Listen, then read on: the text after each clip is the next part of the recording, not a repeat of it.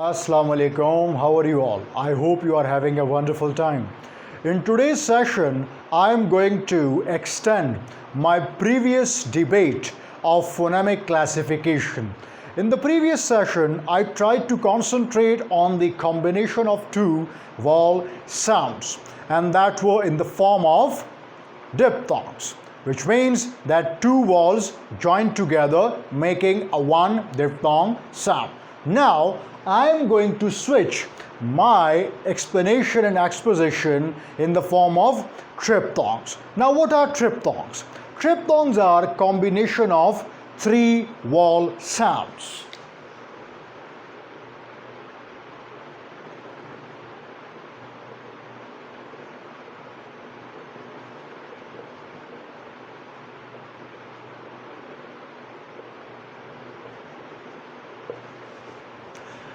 If you look at the name trip, trip means three, dip means two, monophthongs means one, mono one, dip, die, two, trip, try, three. So that's something we are going to understand for our convenience, that how are we going to identify the combination of one, two, three vowel sounds, and that is on the basis of the title, the name itself. So combination of three vowels. Now, how do we understand this example? How do we understand this phenomenon? In the triphthong sounds, what happens that we make a gliding movement from one vocalic position to another and then to the third. It means gliding from one vowel to another and then subsequently to the third. That makes a one individual triphthong sounds. Now, in English language, we have five triphthong sounds.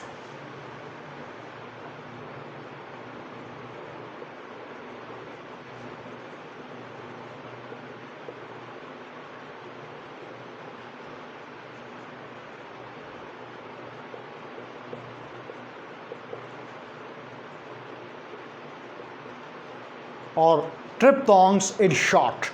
Now, this varies from language to language. You must remember there might be a triphthongs in English, but there may not be triphthongs or diphthongs in any other language, but there may be a combination of both.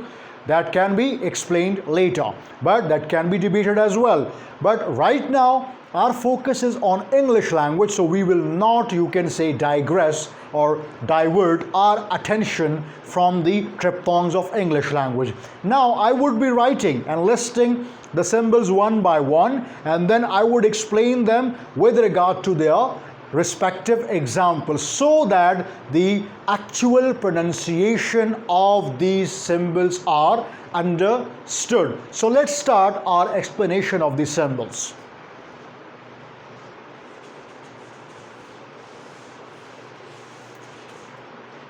The very first symbol,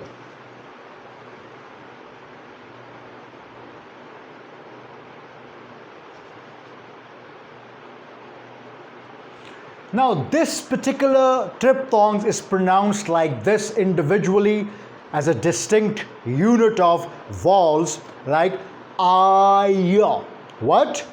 I, like this. A, now this is a schwa sound at the end.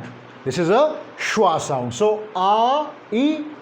Now, in what type of words are we going to realize this particular sound? Like fire, tired.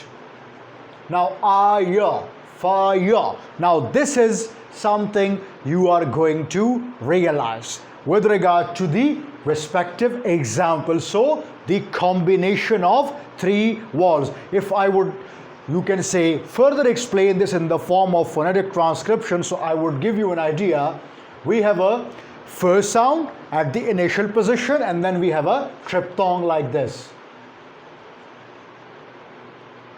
So this is the phonetic or phonemic transcription of this word fire. Fire. So fire. There is no r at the end, as we sometimes mistakenly assume. This is not the actual pronunciation, rather the mistaken pronunciation, and that's because of the L1 interference. L1 means our first native language interferes in the pronunciation of the English words, the target language. That's the first symbol. Let's jump to the second.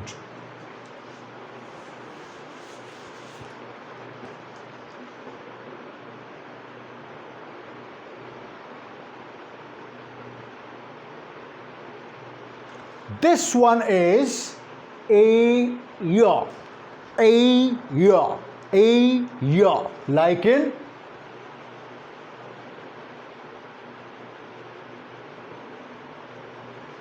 over here.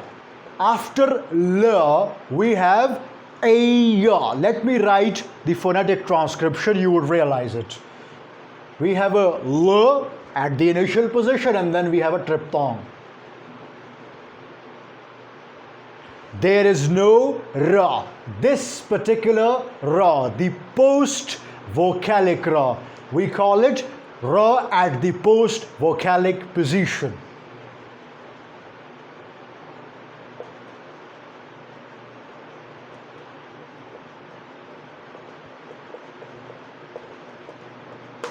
According to the standard British dialect slash accent, r at the end is the common casualty.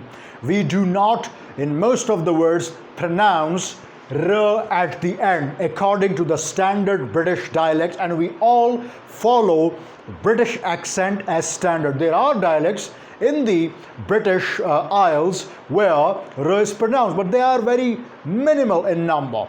Most of the British dialects which are following the standard, they will never ever pronounce ra, neither in the medial position nor at the final position. So that's something you need to understand. And the dialect that is dropping ra in the medial and at the final position is RP.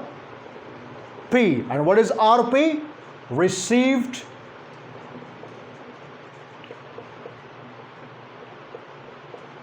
pronunciation.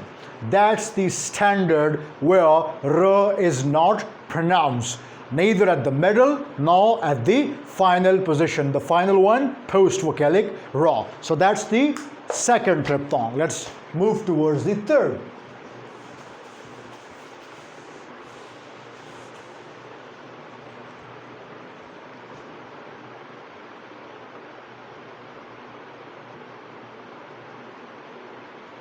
This one is oya, like we have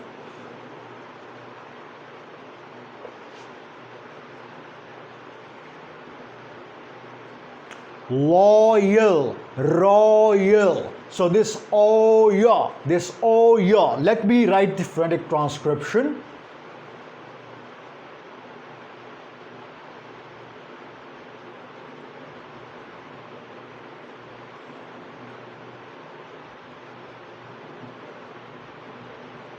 We do pronounce l at the final position. This l would certainly be pronounced, except for the ra. Ra is not pronounced, ra is dropped, but l would not be dropped. This is something how you are going to understand. So this particular sound in the medial position, over here, that is your third triphthong, oya. So loyal and royal. So this is the third triphthong. Let's move towards the fourth.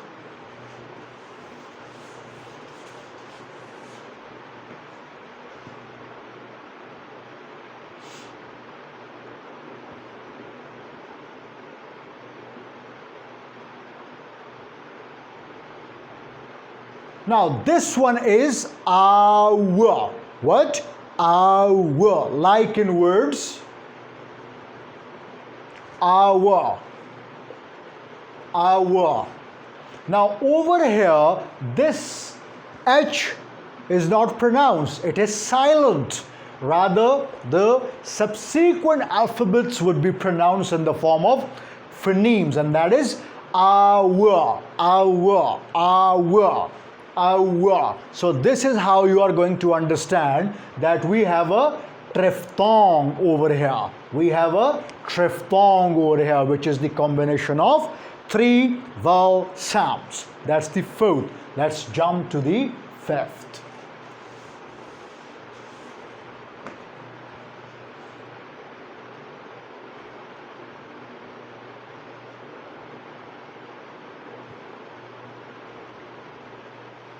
This one is over. The previous one, the fourth one was awa. This one is awa. Why? We have a schwa at the initial position and then we have a schwa at the final position when both are short vowels. Schwa is a short vowel. So when you look at this, we pronounce it like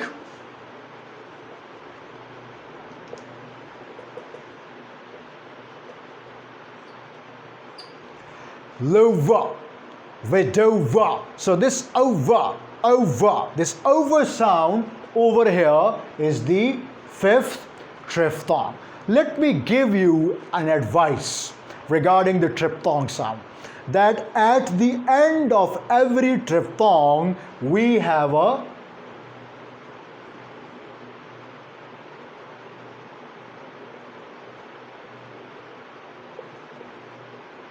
schwa.